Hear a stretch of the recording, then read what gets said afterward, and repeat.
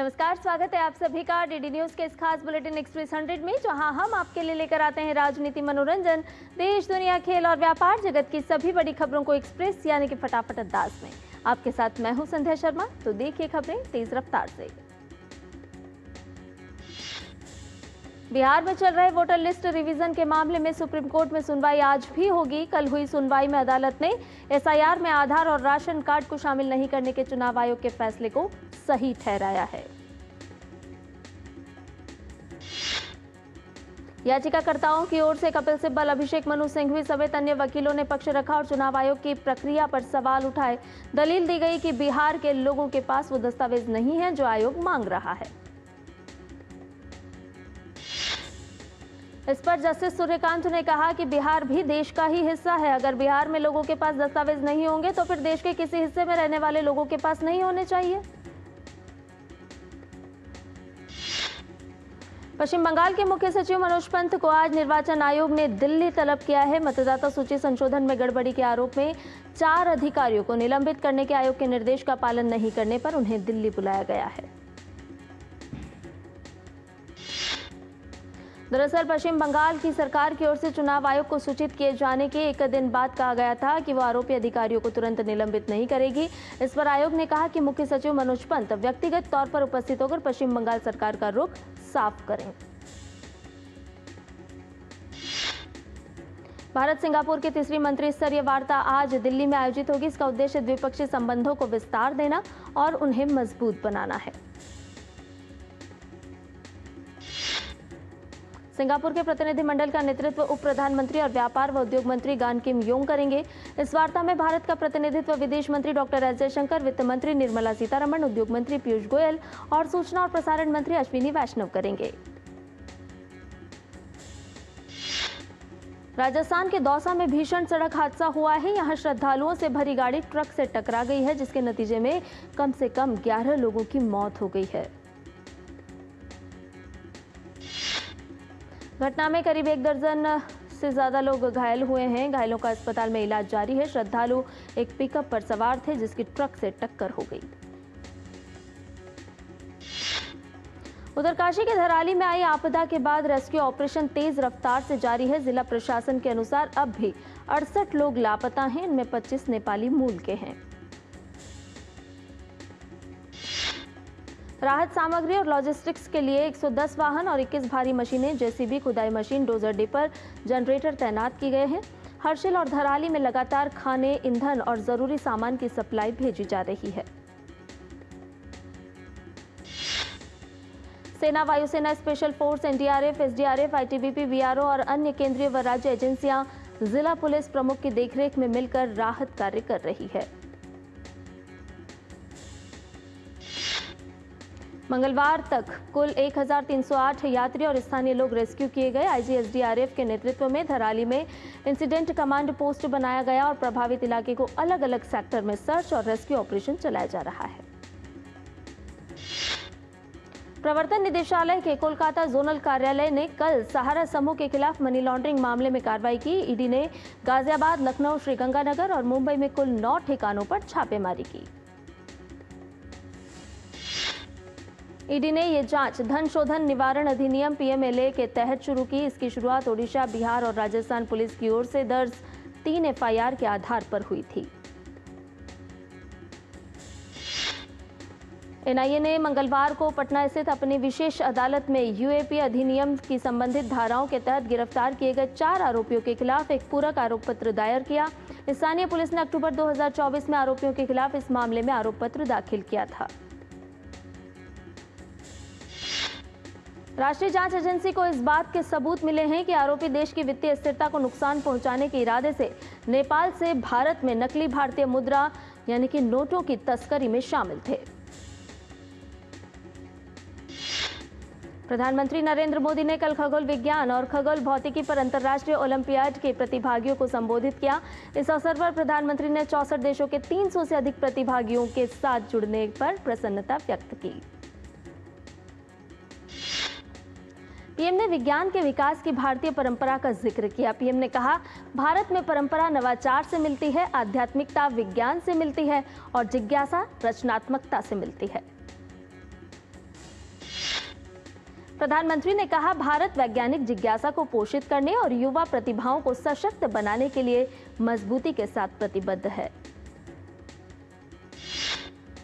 देश के अलग अलग शहरों में सेमीकंडक्टर की कुल 4 नई परियोजनाओं को मंजूरी मिली है। ओडिशा में 2 इकाई, पंजाब में 1 और आंध्र प्रदेश में 1 नई परियोजना को कैबिनेट की मंजूरी मिली है। ओडिशा के भुवनेश्वर में बनने पर वाली चिप का इस्तेमाल रक्षा, अंतरिक्ष उपकरणों, सैटेलाइट, रॉकेट और रेल इंजनों में किया जाएगा।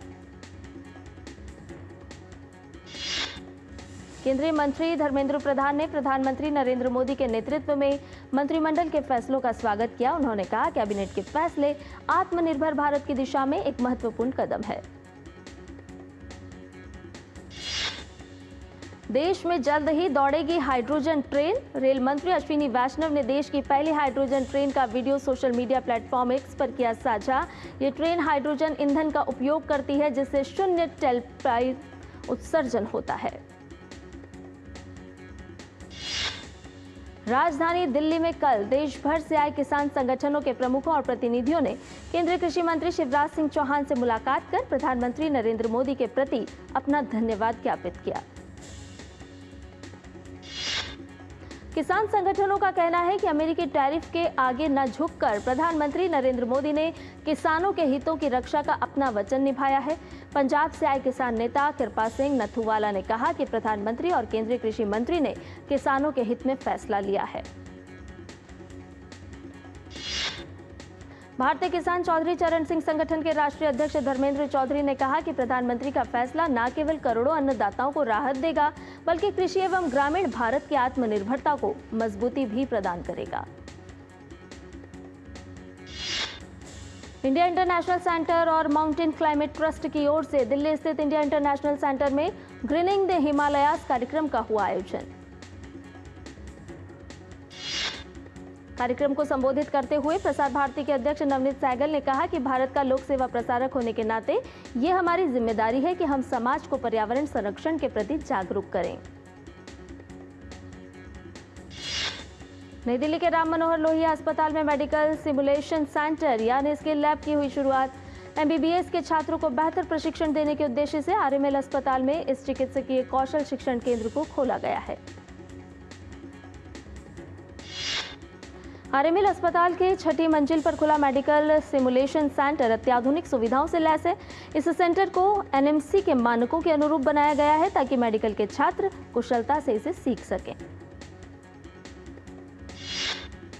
जम्मू कश्मीर के भद्रवाह में हर घर तिरंगा अभियान के तहत राष्ट्रीय एकता व देशभक्ति का संदेश देते हुए भद्रवाह पुलिस ने तिरंगा रैली का आयोजन किया। रैली में स्कूली छात्रों ने भी बढ़ चढ़कर हिस्सा लिया।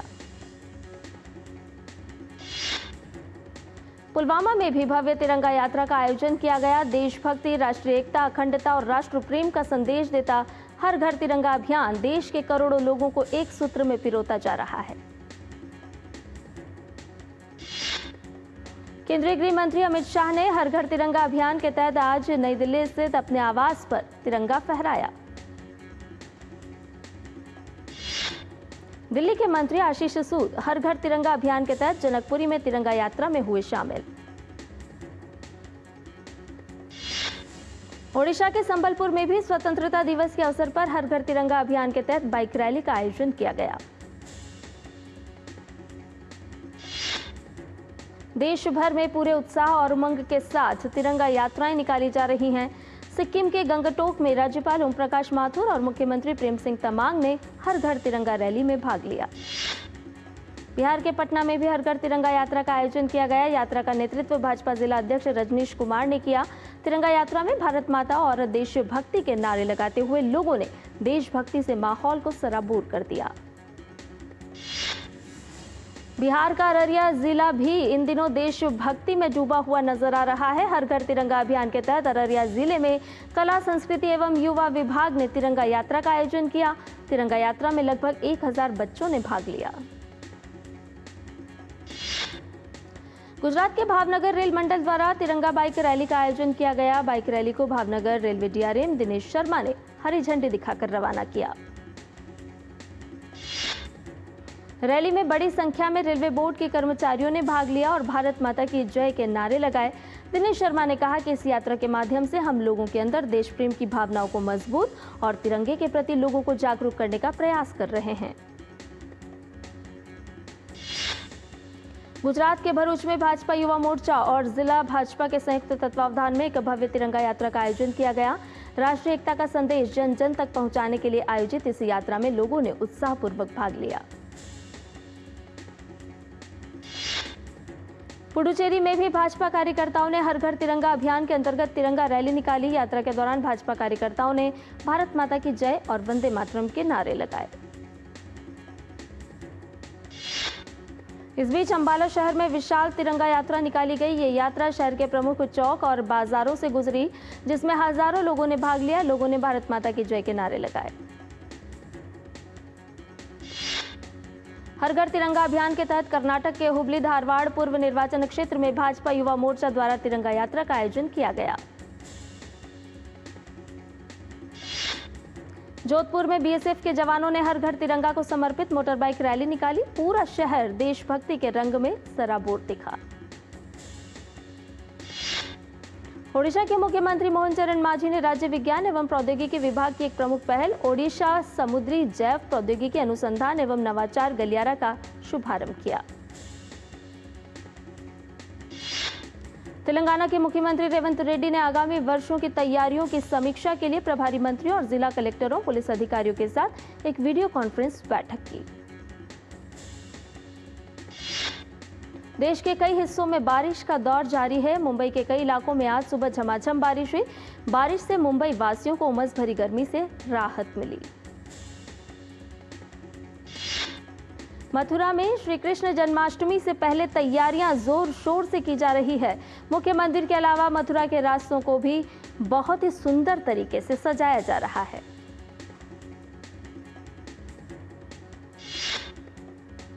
बुलेटिन में फिलहाल रुक रहे एक छोटे से ब्रेक के लिए, जल्द हाजिर होंगे।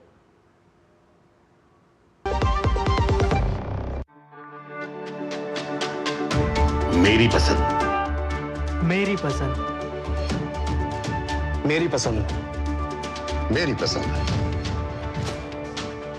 हमारी पसंद, हम सबकी पसंद। मजबूत देश का मजबूत सरिया हो गया स्टील। वाह यार, क्या सही हुआ। मेरा भी मन करता है कुछ करने का। मन करता है तो करो। घर की चीजों से टाइम ही नहीं मिलता और हूँ सिर्फ 10वीं पास। आप LIC की बीमा सखी योजना के साथ जुड़ सकती हो। मैं LIC एजेंट बन सकती हूँ। पूरी ट्रेनिंग भी मिलेगी, मंथली स्टाइपेंड भी मिलेगा। स्टाइपेंड भी? ऊपर से कमीशन अलग। LIC बीमा सखी योजना से जुड़ने के लिए अपनी नजदीकी LIC शाखा से संपर्क करें। LIC बीमा सखी योजना, अपनी शुरुआत अपने हिसाब से।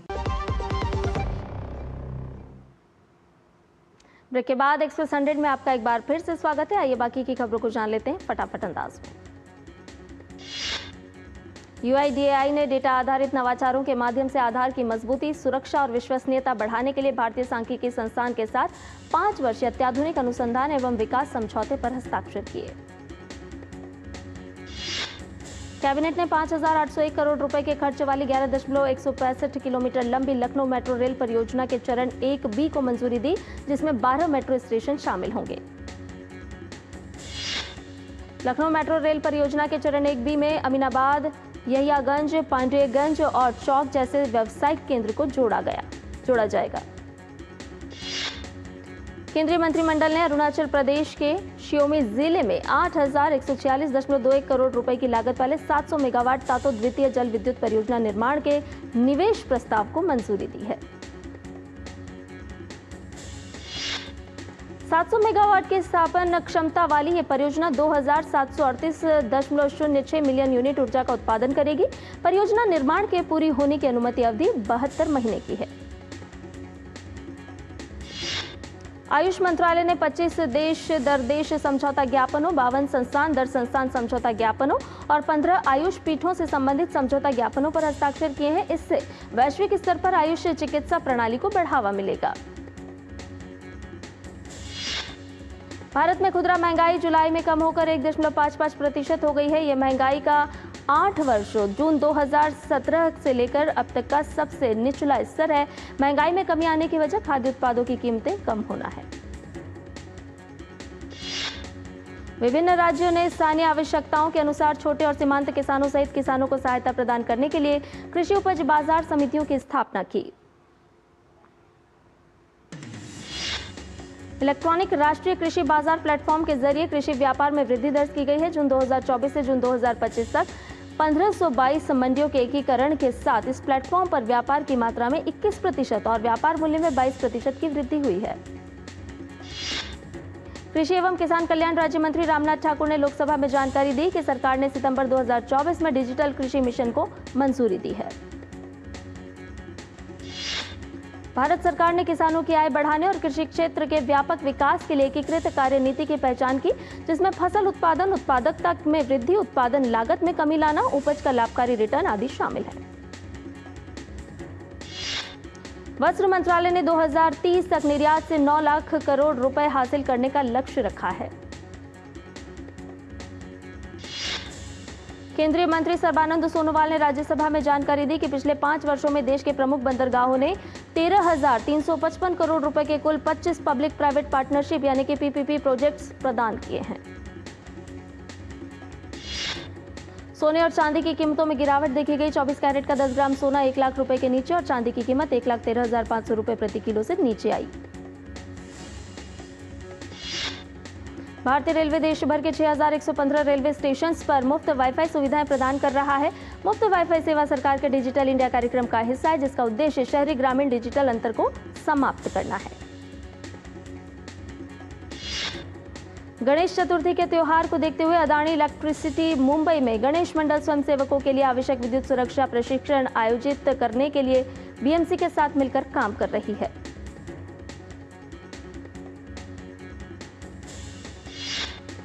एमआरएफ लिमिटेड की वित्त वर्ष 2026 की पहली तिमाही में मुनाफा सालाना आधार पर 13% कम होकर 483.23 करोड़ रुपए रह गया है, जो कि पिछले साल समान अवधि में 562.55 करोड़ रुपए था। भारत की क्रेडिट डिमांड मजबूत बनी हुई है। ग्लोबल डेटा और टेक्नोलॉजी कंपनी एक्सपेरियन ने अपनी रिपोर्ट में बताया कि मार्च 2025 तक AUM 121 लाख करोड़ रही, जो सालाना आधार पर 21% और तिमाही आधार पर 4% की वृद्धि को दर्शाती है। एनपीएस वात्सल्य योजना के तहत कुल 1.30 लाख नाबालिग ग्राहक पंजीकृत हैं। लोकसभा में एक लिखित उत्तर में वित्त राज्य मंत्री पंकज चौधरी ने ये जानकारी दी। लोकसभा में पास हुए नए इनकम टैक्स बिल के तहत देरी से आईटीआर जमा करने वाले करदाता भी अतिरिक्त काटे गए टैक्स के रिफंड के लिए दावा कर सकते हैं। संसद में जानकारी दी गई है। पाकिस्तान में हर साल अल्पसंख्यक समुदायों की कम से कम 2000 नाबालिग लड़कियों का अपहरण होता है और उन्हें मुस्लिम पुरुष से जबरन विवाह कराने और इस्लाम में धर्म परिवर्तन के लिए मजबूर करने के मामले सामने आते हैं। ये खुलासा देश के प्रमुख अल्पसंख्यक अधिकार समूह वॉइस ऑफ पाकिस्तान माइनॉरिटी की एक ताज़ा रिपोर्ट में हुआ है। तूफान पोडुल के खतरे को देखते हुए दक्षिणी और पूर्वी ताइवान का एक बड़ा हिस्सा पूरी तरह बंद हो गया। 5000 से ज्यादा लोगों को सुरक्षित स्थानों पर पहुंचाया गया, जबकि सैकड़ों उड़ानें रद्द कर दी गई। बांग्लादेश के अंतर्राष्ट्रीय अपराध न्यायाधिकरण ने सुप्रीम कोर्ट के वरिष्ठ वकील जैड खान पन्ना को पूर्व प्रधानमंत्री शेख हसीना का प्रतिनिधित्व करने की अनुमति देने संबंधी याचिका खारिज कर दी। अफगान प्रवासियों ने पाकिस्तान में स्थानीय पुलिस पर बड़े पैमाने पर भ्रष्टाचार और उत्पीड़न का आरोप लगाया है। उनका कहना है कि पुलिस वैध दस्तावेज होने के बावजूद उन्हें गलत तरीके से गिरफ्तार कर रही है और रिहाई के लिए रिश्वत की मांग कर रही है। रूस से मॉस्को में रक्षा मंत्रालय के एक टॉप अधिकारी को निशाना बनाने की आतंकी साजिश को नाकाम कर दिया गया। मामले में एक रूसी यूक्रेनी नागरिक को गिरफ्तार किया गया। यूक्रेन ने कहा कि उसने रूस के ऑरेनबर्ग क्षेत्र में स्थित एक हीलियम उत्पादन प्लांट पर ड्रोन हमला किया। ये संयंत्र रूस का एकमात्र हीलियम उत्पादक है जिसका उपयोग रॉकेट निर्माण, अंतरिक्ष और विमानन उद्योग में किया जाता है। इजरायल ने बीती रात गाजा शहर पर बमबारी की। इजरायली विमानों और टैंकों ने गाजा शहर के पूर्वी इलाकों पर बमबारी की, जिसमें कम से कम 11 लोग मारे गए। दक्षिण कोरिया की पूर्व प्रथम महिला किम क्योन ही को अदालत द्वारा भ्रष्टाचार के आरोपों के बाद गिरफ्तार किया गया। हालांकि उन्होंने इन आरोपों से इनकार किया है। अदालत ने किम क्योन ही पर रिश्वतखोरी, स्टॉक में हेरफेर और एक उम्मीदवार के चयन में दखल अंदाजी सहित विभिन्न संदिग्ध अपराधों के आरोपों के बीच गिरफ्तारी वारंट जारी किया है। किम दक्षिण कोरिया की एकमात्र पूर्व प्रथम महिला हैं जिन्हें गिरफ्तार किया गया है। ट्रंप प्रशासन की प्रमुख गोल्डन डोम मिसाइल रक्षा प्रणाली में 4 परतें शामिल होंगी, एक उपग्रह आधारित और 3 जमीन पर, जिसमें 11 छोटी दूरी की बैटरियां होंगी जो पूरे महाद्वीपीय अमेरिका, अलास्का और हवाई में स्थित होंगी। संयुक्त राष्ट्र महासचिव एंटोनियो गुटेरेस ने संघर्ष संबंधी यौन हिंसा के आरोपों पर इजराइल और रूस को चेतावनी दी। उन्होंने सशस्त्र और सुरक्षा बलों द्वारा यौन हिंसा के कुछ रूपों के पैटर्न पर गंभीर चिंता जताई। यूरोप के कुछ हिस्सों में एक और भीषण गर्मी ने तापमान को 40 डिग्री सेल्सियस से ऊपर पहुंचा दिया। स्पेन, पुर्तगाल, ग्रीस, तुर्की और बाल्कन में अग्निशमन कर्मी मंगलवार को जंगल की आग से जूझ रहे थे। राष्ट्रपति व्लादिमीर पुतिन ने उत्तर कोरियाई नेता किम जोंग उन से फोन पर बात की और उन्हें एक सप्ताह अलास्का में अमेरिकी राष्ट्रपति डोनाल्ड ट्रंप के साथ होने वाली रूसी नेता की प्रस्तावित वार्ता की जानकारी दी। ईरान के प्रथम उपराष्ट्रपति मोहम्मद रेजा अरेफ ने कहा कि यदि परिस्थितियां अनुकूल हों तो ईरान अमेरिका के साथ सीधे परमाणु मुद्दों पर बातचीत कर सकता है। यूक्रेन के राष्ट्रपति व्लादिमीर ज़ेलेंस्की ने कहा कि वे रूस के उस प्रस्ताव को खारिज करेंगे जिसमें यूक्रेन से पूर्वी डोनबास क्षेत्र से अपनी सेनाएं हटाने की मांग की गई है। भारत की नम्रता बत्रा ने चीन के चैंगडू में विश्व खेलों की वुशु स्पर्धा में भारत के लिए पहला पदक जीतकर इतिहास रचा। उन्होंने महिलाओं के 52 किलोग्राम भार वर्ग के स्वर्ण पदक मुकाबले में चीन की मैंग यू चेन से 0-2 से हारकर रजत पदक हासिल किया। नम्रता बत्रा ने भारत के लिए वुशु खेल में पहला विश्व खेलों का पदक हासिल किया है। नम्रता ने सेमीफाइनल में फिलीपींस की क्रिजन फेथ कोलाडो पर शानदार जीत के साथ फाइनल में प्रवेश किया था। स्पोर्ट्स गवर्नेंस और एंटी डोपिंग बिल संसद के दोनों सदन, लोकसभा और राज्यसभा से पारित हो गया है। खेल प्रशासन विधेयक 2025 के लोकसभा और राज्यसभा में पारित होने के बाद केंद्रीय खेल मंत्री मनसुख मांडविया ने अपनी खुशी जाहिर की। उन्होंने कहा कि विधेयक का फायदा सीधे खिलाड़ियों को मिलेगा। केंद्रीय खेल मंत्री ने कहा कि खेल प्रशासन विधेयक 2025 से स्पोर्ट्स फेडरेशन में पारदर्शिता आएगी और दिव्यांगों और महिलाओं को भी प्रतिनिधित्व मिलेगा। भारतीय टेस्ट टीम के कप्तान शुभमन गिल को जुलाई महीने में सबसे बेस्ट प्रदर्शन करने के लिए प्लेयर ऑफ द मंथ का खिताब मिला है। प्लेयर ऑफ द मंथ खिताब के लिए आईसीसी ने 3 खिलाड़ियों को चुना था। शुभमन गिल को चौथी बार ICC player of the month का अवार्ड मिला है। इससे पहले उन्हें फरवरी, जनवरी और सितंबर 2023 में भी यह अवार्ड मिल चुका है। भारतीय वनडे टीम के कप्तान रोहित शर्मा ने मुंबई में पूर्व राष्ट्रीय सहायक कोच अभिषेक नायर के साथ अभ्यास शुरू किया। इंग्लैंड में टेस्ट टीम की सफलता के बाद 50 ओवर के प्रारूप में भी युवाओं को तरजीह देने की मांग के बीच रोहित ने लगभग 2 महीने के ब्रेक के बाद वापसी की। पूर्व भारतीय क्रिकेटर सुरेश रैना कथित अवैध सट्टेबाजी ऐप से जुड़े मामले में आज ईडी के समक्ष पूछताछ के लिए पेश हो सकते हैं। सुरेश रैना को एक XBT नाम से ऐप से जुड़े अवैध सट्टेबाजी मामले में पूछताछ के लिए बुलाया गया है। ईडी के अधिकारी पूछताछ के दौरान सुरेश रैना से कथित अवैध सट्टेबाजी ऐप के बारे में जानकारी हासिल करने का प्रयास करेंगे। एजेंसी अवैध सट्टेबाजी ऐप से जुड़े कई मामलों में जांच कर रही है।